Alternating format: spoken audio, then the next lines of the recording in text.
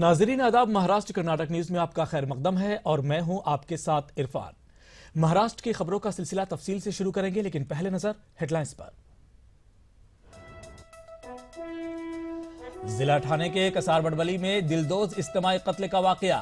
अपने ही घर के 14 अफराद को कत्ल करने वाले हसनैन ने भी की खुदकुशी।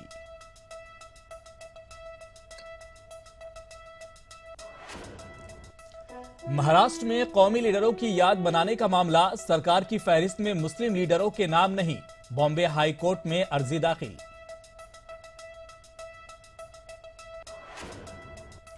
अमरावती के एकेडमी स्कूल के पास 3 गाड़ियों में लगी आग, लाखों का नुकसान, पुलिस जांच में जुटी।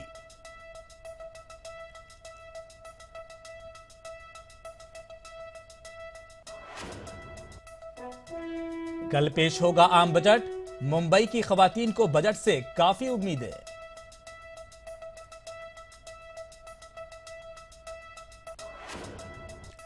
क्रिकेट को भी मनाया जा रहा है स्वच्छ मुहिम का वसीला, नागपुर में शुरू की गई टीम स्वच्छ क्लिनिक।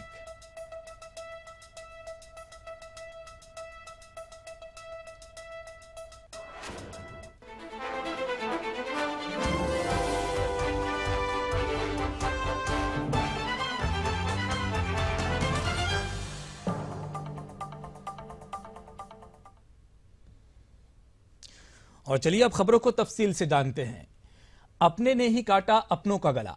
जी हां, हम बात कर रहे हैं मुंबई के थाने में एक शख्स ने इतवार सुबह अपने ही खानदान के 14 अफराद का गला काटकर मौत के घाट उतार दिया और इस वाकये को अंजाम देने के बाद कातिल ने फांसी लगाकर अपनी भी जान दे दी।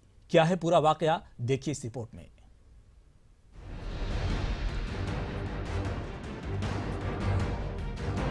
थाने की कसार वडौली इलाके में रहने वाला हसनैन वरेकर मुंबई की एक निजी टैक्स कंसल्टेंट कंपनी में नौकरी करता था। हसन थाने में अपने माँ बाप, बीवी और बच्चों के साथ रहता था। हसन की 4 बहनें नवी मुंबई की कोपर खैरने में और 3 भिवंडी में रहती थी। हसन ने सनीचर की रात को अपनी बहनों को अपने घर पर दावत दी। सभी बहनें अपने बच्चों के साथ हसन के घर पर आई थी। पुलिस के मुताबिक सनीचर देर रात तक हसनैन के घर पर दावत चलती रही, लेकिन करीब 1 बजे के आसपास घर से चिल्लाने की आवाज सुनाई देने लगी। इसके बाद आसपास के लोग जमा हो गए। जब काफी देर तक किसी ने दरवाजा नहीं खोला, तब पुलिस को इत्तला दी गई। वाकये की जानकारी मिलते ही थाने पुलिस के आला ओहदेदार मौके पर पहुंचे और जब दरवाजा तोड़कर घर में दाखिल हुए तो पूरे घर में खून से लथपथ लाशें बिखरी पड़ी थी और हाथ में चाकू लिए हसनैन का लाश छत से लटक रहा था। ये भी जो हुआ है, ये हम लोग हैरान है कि हम इस लड़के के साथ में ऐसा क्यों हुआ, क्योंकि लड़का जो था मतलब किसी से कोई झगड़ा नहीं, कोई कुछ नहीं, आपस में कोई वाद नहीं, कुछ नहीं। थाने पुलिस परमवीर सिंह के मुताबिक इस इज्तिमाई कत्ल में हसन की एक भांजी बच गई है, जिसे एक निजी अस्पताल में दाखिल कराया गया है। खाने में कुछ खिलाया, पॉइजन वगैरह था, ये ऐसा हमें शंका है, उसके लिए हम सैंपल्स वगैरह सब कुछ ले रहे हैं, लेकिन अभी ये स्टेज में बताना मुश्किल है। हमने इंक्वायरी की तो उसके कोई अपरेंटली रीजन कोई बता नहीं पा रहा है अभी भी, कि अच्छी फैमिली थी, घर में कोई प्रॉपर्टी के लिए डिस्प्यूट नहीं था, घर में कोई झगड़े नहीं थे। इसके बावजूद ये सब होना, इसके बारे में तफ्तीश हमारे अभी भी जारी है।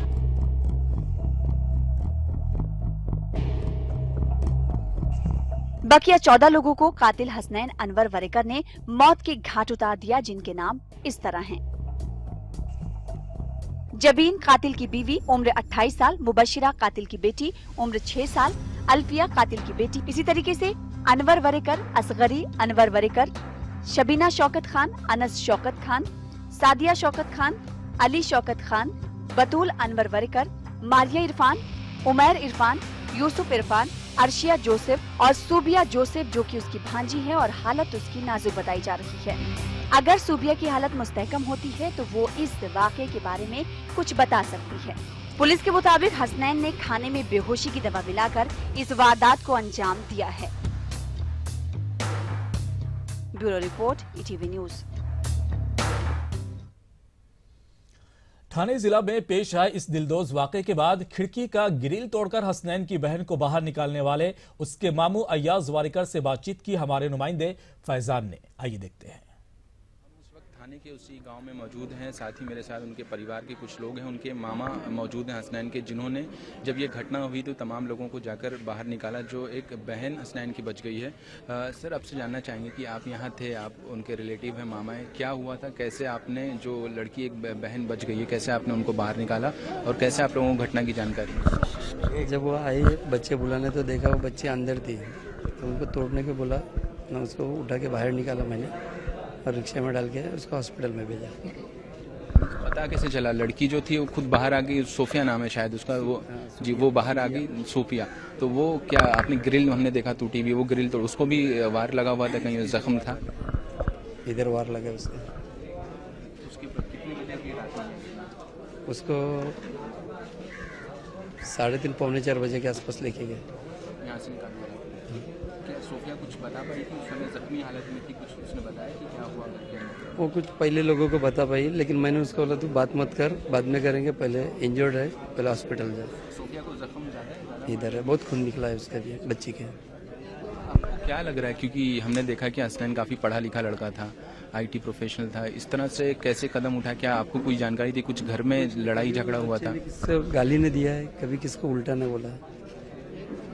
रात में घर में कुछ फंक्शन था, सारी बहनों को उसने दावत पर बुलाया था, ऐसा बताया? हमेशा बुलाता था, ये पहली बार नहीं।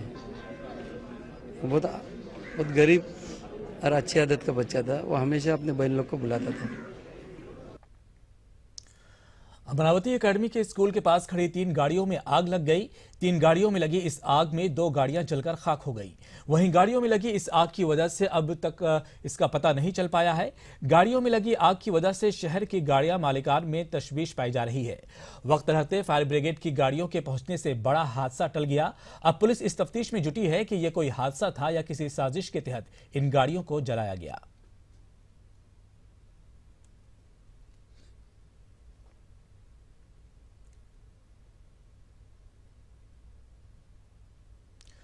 महाराष्ट्र में कौमी लीडरों की याद मनाने का मामले में जो सरकारी फहरिस्त सामने आई है, इस फहरिस्त में मुस्लिम लीडरों के नाम शामिल नहीं है। इस मामले को लेकर सरकारी जीआर के खिलाफ बॉम्बे हाईकोर्ट में अर्जी दाखिल की गई है। इस मामले के अर्जी गुजार हैं रोजनामा हिंदुस्तान के एडिटर सरफराज आरजू, मुंबई अमन कमेटी के सदर फरीद शेख और एक आम शहरी खालिद मुताब। अदालत अर्जी पर समाअत को राजी भी हो गई है।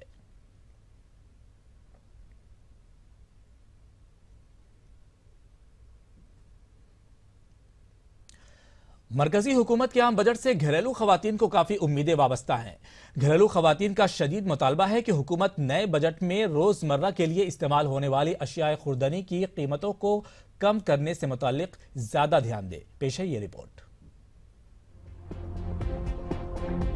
मरकजी हुकूमत के आम बजट से घरेलू खवातीन ने काफी उम्मीदें वाबस्ता कर रखी हैं। खवातीन का मानना है कि खाने पीने और रोजमर्रा के इस्तेमाल में आने वाली अशिया की कीमतों में उछाल पर हुकूमत खुसूसी ध्यान दे।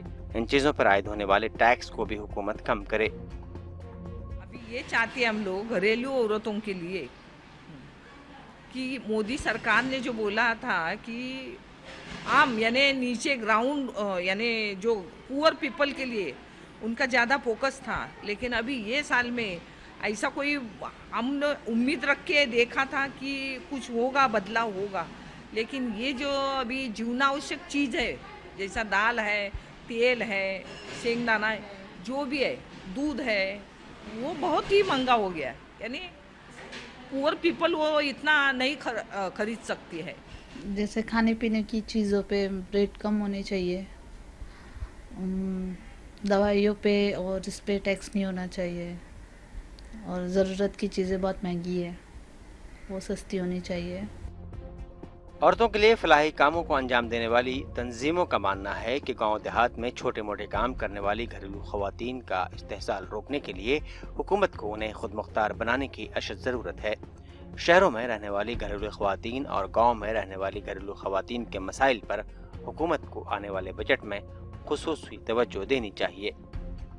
घरेलू खवातीन के जो मसाइल हैं उनके लिए देखिए, एक तो हम ये देखते हैं कि क्या कहते हैं, लेबर का उनका ये जो यानी मैटरनिटी के जो इश्यूज़ हैं, गांव खेड़ों में ये बहुत बड़ा आज भी मसला है। मतलब इस 21वीं सेंचुरी में भी जो है वो ये लोग इन मसाइल से जूझ रहे हैं। घरेलू खवातीन का मानना है कि हर साल के बजट में खवातीन के फलाह बहबूद से मुताल्लिक वादे तो किए जाते हैं, लेकिन चंद ही वादे पूरे किए जाते हैं। और अब खवातीन मोदी हुकूमत से अच्छे दिन का मुतालबा कर रही हैं। मुंबई से मोहिउद्दीन की रिपोर्ट। मुल्क में स्वच्छ मुहिम के तहत मुख्तलिफ किस्म के प्रोग्राम मुनक्किद किए जा रहे हैं और इसके लिए क्रिकेट को भी वसीला बनाया जा रहा है। इसी सिलसिले में नागपुर में T20 आलमी कप से जोड़कर ICC, BCCI और यूनिसेफ के इश्तराक से टीम स्वच्छ क्लिनिक के नाम से एक मुहिम शुरू की गई है। वाज़ेह है कि T20 आलमी कप आइंदा माह खेला जाने वाला है।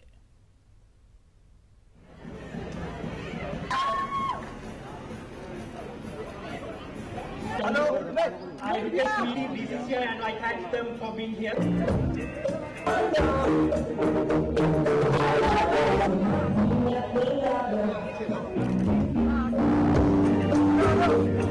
क्लिनिक जो यहाँ पे हुआ अभी, ये टीम स्वच्छ कैंपेन का एक इनिशिएटिव है, जिस कैंपेन का मकसद ये है कि इंडिया में जो खुले में शौच है वो बंद हो। और ये टीम स्विच क्लिनिक्स ICC और यूनिसेफ और BCCI के सपोर्ट से हुए हैं। ये हम 8 शहरों में कर रहे हैं। हमारे यहाँ जीवन कौशल्य का कार्यक्रम लिया जाता है, उसमें हमें स्वच्छता का महत्व बताया जाता है, जिसकी वजह से हम गांव में जाकर हम सभी लोगों को बताते हैं, लेकिन वो चलो बच्चे हैं क्या सुनेंगे उनकी, ऐसा सोचकर वो चले जाते हैं और हमारे बात पर ध्यान भी नहीं देते। इसलिए हमें थोड़ी शिक्षक की मदद या इसकी उसकी मदद लेकर हमें वो काम चालू रखना पड़ता है ना। तो यहाँ पे हम सोइट गांव से आए और यहाँ पे हम आके हमको बहुत कुछ सीखने को मिला है।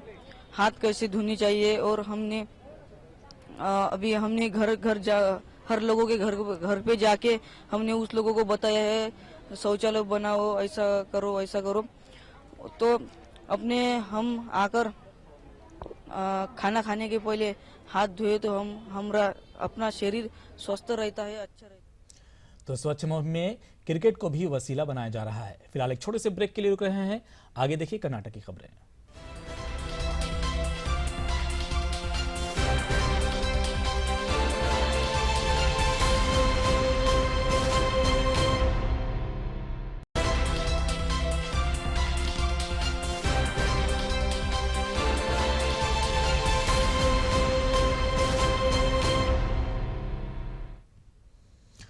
ब्रेक के बाद आपका खैर मकदम है और अब नजर डाल लेते हैं कर्नाटक की सुर्खियों पर।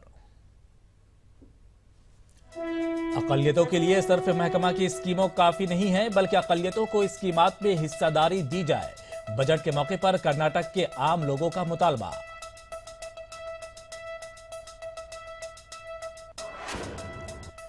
कंज्यूमर मसनूआत महंगे होने से घर का बजट हो सकता है मुतासिर। बजट के मौके पर गुलबर्गा की खवातीन ने किया खदशा का इजहार।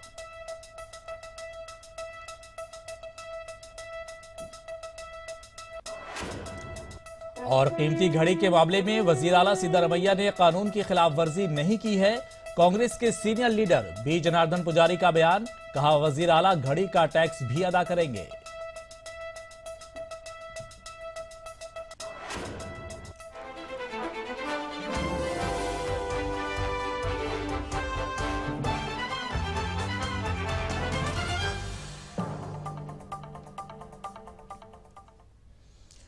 और चलिए अब खबरों को तफसील से जानते हैं।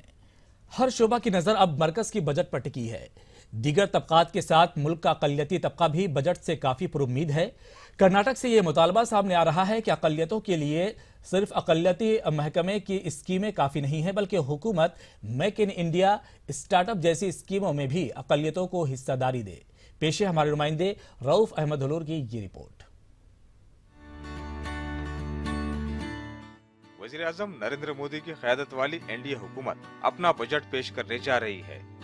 वज़ीर खजाना अरुण जेटली अपने बजट में किस शोबे को राहत देंगे, इस बजट में अक़लियतों की फलाह व बहबूद के लिए क्या कुछ खास होगा, इस पर भी अक़लियती तबका नजरें जमाए हुए है। साबिक़ मरकजी वज़ीर के रहमान खान कहते हैं कि सिर्फ अक़लियती महकमों के जरिए अक़लियती तबके की तरक्की मुमकिन नहीं है, बल्कि हुकूमत आवाम के लिए जारी की गई स्कीमों में अक़लियतों की हिस्सेदारी को यकीनी बनाए।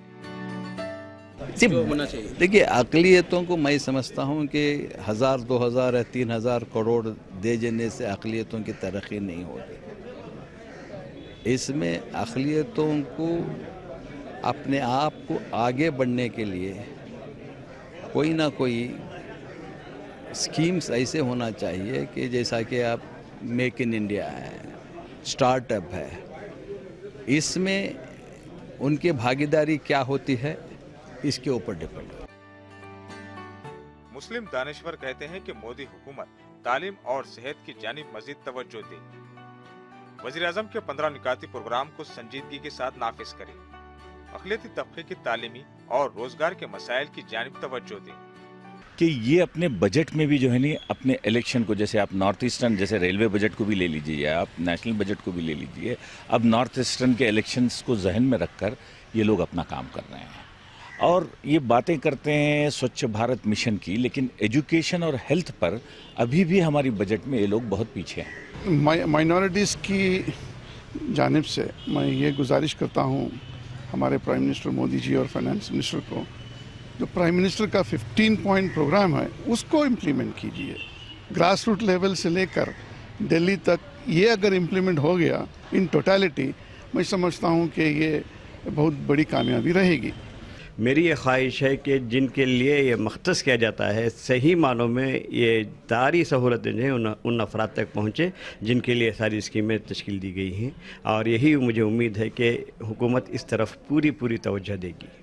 बजट, ये उम्मीद जैसे मेरी ही नहीं बल्कि मैं तो ये कहूँगा कि सारे हिंदुस्तान के अवाम की यही उम्मीद है कि ज़्यादा से ज़्यादा टैक्स आयद ना किए जाएं, ताकि एक मामूली सा आदमी भी जो है बड़ी ही पुरमसरत ज़िंदगी गुजार सके।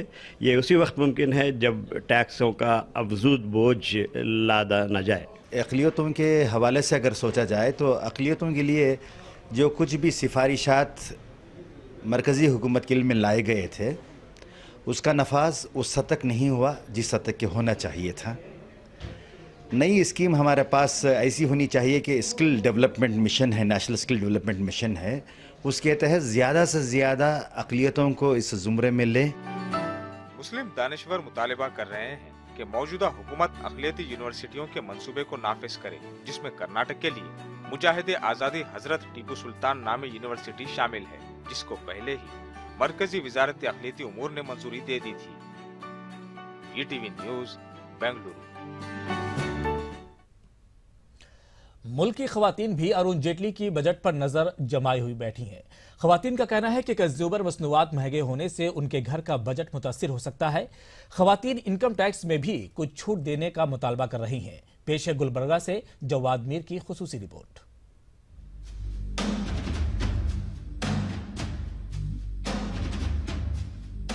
हिंदुस्तानी तहजीब की ये रिवायत रही है कि उमूर खाना की जिम्मेदारी खवातीन के कंधों पर होती है। घर का बजट खवातीन ही तय करती हैं और इसको खर्च करने की मंसूबाबंदी भी खवातीन के जिम्मा होती है। अगरचे ये कहा जाए तो बेजाना होगा कि हिंदुस्तानी तहजीब में खवातीन ही अपने घर की वजीर दाखिला और वजीर खजाना होती हैं। जानकारों का मानना है कि डोमेस्टिक इकोनॉमी मुकम्मल तौर पर खवातीन पर ही मुनहसिर होती है। खवातीन ही मर्दों को कुछ खरीदने की तरगीब देती हैं और कुछ खरीदने से रोकती भी हैं। सर्वे बताते हैं कि घर के लिए कुछ भी खरीदने के 91% मशवरे व फैसले खवातीन की जानिब से ही आते हैं। इस तरह से किसी भी प्रोडक्ट के महंगे होने पर शौहर को खरीदने से रोकने में खवातीन ही मेजर रोल अदा करती हैं। एज ए सैलरीड वुमन, एक सैलरीड वुमन ये चाहेगी कि उसको बहुत सा बजट सोप्स मिले। सो प्रेजेंट जो है स्लैब है 2.502, ये बजट में 3 लाख और 3.50 लाख समथिंग वो हाइक हो जाए। हुकूमत ने सनीचर को ही इकोनॉमिक सर्वे जारी किया है, जिसमें बताया गया है कि कई खवातीन सनतकारी के शोबे में कामयाबी के साथ कदम जमा रही हैं। PNB परिबस रिपोर्ट के एदादोशुमार भी बता रहे हैं कि हिंदुस्तान में खवातीन सनतकारों एंटरप्रेन्योर्स की तादाद में मुसलसल इजाफा हो रहा है। फीमेल एंटरप्रेन्योरशिप, इसलिए मैं ये चाहूँगी कि सरकार का जो बड़ा योजना है स्टार्टअप स्कीम, इसमें 20% fund should be reserve for woman to boost woman entrepreneurship in India. खवातीन इस बार कंज्यूमर प्रोडक्ट्स के महंगे होने का खदशा जाहिर कर रही हैं। खवातीन का कहना है कि हो सकता है कि हुकूमत इस बार के बजट में 7वें पे कमीशन को मंजूरी दे। इसके अलावा 1 रैंक 1 पेंशन के फौजियों के मुतालबे को भी मंजूरी दे दें। हुकूमत कभी भी कहती है महंगाई कम होगी, लेकिन हर वक्त बढ़ती ही जा रही है, बढ़ती हर चीज़ों में महंगाई है, हर चीज़ों में महंगाई है। खवातीन खदशा जाहिर कर रही हैं कि अगर हुकूमत ने बजट में टैक्सों में इजाफा किया तो हॉस्पिटल्स के बिल महंगे हो जाएंगे, गोलियां महंगी हो जाएंगी। ऐसे में खवातीन मेडिकल इंश्योरेंस और मेडिकल पॉलिसियों में लचक का मुतालबा कर रही हैं। हमारी हुकूमत से दरख्वास्त है कि वो मेडिक्लाइन पॉलिसी बनाए ताकि दरमियानी तबके के खवातीन या दरमियानी तबके के लोगों को इन सारे मसाइल का हल मिल जाए। माहिरीन का कहना है कि ज्यादातर खवातीन अपना सरमाया सोने में मशगूल कर देती हैं, जिससे कि मार्केट में पैसा जाम होता है और करंट अकाउंट डिफिसिट में इजाफा होता है, जिससे मुल्क का बजट भी डेफिसिट में आता है। माहिरीन का कहना है कि अब खवातीन को सोने में सरमायाकारी करने के बजाय दूसरे सेक्टर्स में तवज्जो देनी चाहिए। पीर को अरुण जेटली बजट पेश करने वाले हैं, तो ऐसे में खवातीन को यही तवक्को है कि जेटली के बजट का मनफी असर उनके घर के बजट पर ना पड़े। ईटीवी न्यूज़ के लिए गुलबर्गा से कैमरामैन आसिफ के साथ जवाद मीर। शेमुगा के विद्यानगर से गुजरने वाले बीएच रोड पर दिन ब दिन सड़क हादसा पेश आते रहते हैं। हालांकि विद्यानगर के सड़क की तरक्की का काम शुरू हुए 5 साल का अर्जा गुजर गया है, उसके बावजूद अभी तक काम मुकम्मल नहीं हुआ है। मकामी लोगों ने मुतालबा किया है कि जब तक सड़क का काम मुकम्मल नहीं हो जाता उस वक्त तक सिटी बस को विद्यानगर की तरफ दाखिल होने ना दिया जाए।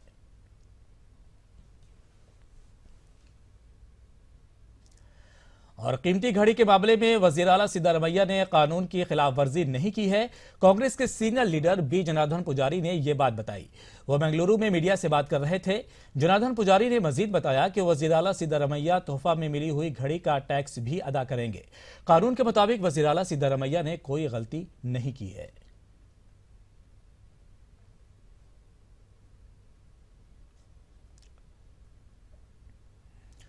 और कानून साज काउंसिल के रुकन वीएस उग्रप्पा ने बताया है कि गुज़िश्ता रोज बलगाम में फसल इंश्योरेंस का जो प्रोग्राम मुनक़िद किया गया था वो पार्टी का प्रोग्राम नहीं बल्कि सरकारी प्रोग्राम था। वज़ीर आला सिद्धारमैया को भी इस प्रोग्राम में शिरकत की दावत देनी चाहिए थी।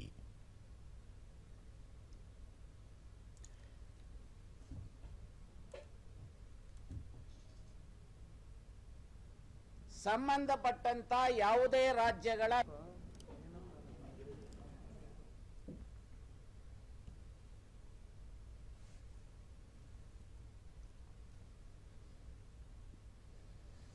और कर्नाटक में वक्फ बोर्ड के नए मुलाजिमीन के मसले पर बेंगलुरु में हमारे नुमाइंदे रऊफ अहमद हल्लूर ने वक्फ बोर्ड के चेयरमैन डॉक्टर मोहम्मद यूसुफ से बातचीत की। इस मसले पर कहीं ना कहीं डॉक्टर मोहम्मद यूसुफ ने अपना दामन बचाने की कोशिश की है। चलिए देखते हैं कि डॉक्टर मोहम्मद यूसुफ ने अपनी सफाई में क्या कुछ कहा है। तो आप ये बातचीत देखिए और मुझे इजाजत दीजिए, लेकिन उससे पहले आपको बता दें कि आप हमारी वेबसाइट urdu.pradesh18.com पर खबरों की मजीद तफसीलात देख सकते हैं। आदाब। मजहब इस्लाम ये कहता है कि किसी मजदूर की मजदूरी या उजरत उसका पसीना सूखने से पहले अदा की जानी चाहिए, लेकिन बड़ी अफसोस की बात है कि रियासती वक्फ बोर्ड में गुज़िश्ता 6 माह से मुलाजमीन की तनख्वाहें अदा नहीं की गई हैं। इस संगीन मसले पर बात करने के लिए हमारे साथ मौजूद हैं कर्नाटक रियासती वक्फ बोर्ड के चेयरमैन डॉक्टर मोहम्मद यूसुफ। यूसुफ साहब, ईटी में आपका खैर मकदम है। इस कोताही के लिए, इस गलती के लिए आखिर कौन जिम्मेदार है? मैं आपका शुक्रिया अदा करता हूँ। ऐसी कोई गलती नहीं, ये एम्प्लॉयज़ की भी जवाबदारी होती है कि जो फर्स्ट सैलरी सर्टिफिकेट जो हम देना है उनको वैलिडेशन सर्टिफिकेट उन्होंने हमने आज तक का नहीं दिया। उसके अंदर सिर्फ 100 एम्प्लॉयज़ के अंदर सिर्फ 60 एम्प्लॉयज़ दिए हैं। अभी आज उनका वैलिडेशन सर्टिफिकेट आया और हम उनको फर्स्ट सैलरी सर्टिफिकेट हम दे चुके हैं और उनका पेमेंट रिलीज कर रहे हैं। लेकिन यूसुफ साहब, ये इतना मिसमैनेजमेंट कैसे हुआ? हमारे तरफ से कोई मिसमैनेजमेंट नहीं, मिसमैनेजमेंट हुआ एम्प्लॉयज़ की भी जवाबदारी हो सकती है ना।